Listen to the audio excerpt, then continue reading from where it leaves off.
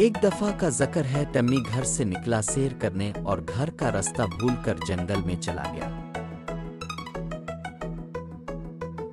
और वहां पहुंचकर बहुत परेशान हुआ। फिर अचानक इसका सामना डायनासोर से हुआ जिसका नाम रॉक्सी था।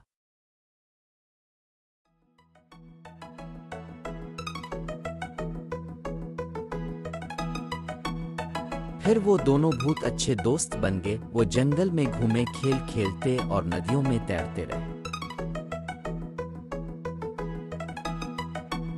लेकिन जब सूरज गुरूब हुआ तो टम्मी को अपने घर की याद आने लगी।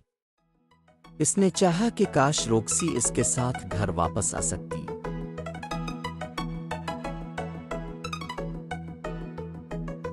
इसका उदास चेहरा देखकर रॉक्सी ने टम्मी को कहा कि तुम मेरी पीठ पर बैठ जाओ, मैं तुमको तमेरी घर छोड़ आई था। इस तरह रॉक्सी ने टम्मी को इसके घर छोड़ा तो टम्मी के अबू ने दोनों का इस्तकबाल किया और टम्मी को गले लगाया। फिर टम्मी ने रॉक्सी को खुदा हाफिज और शुक्रिया अदा किया और टम्मी ने अपने घर का दरवाज़ा बंद कर दिया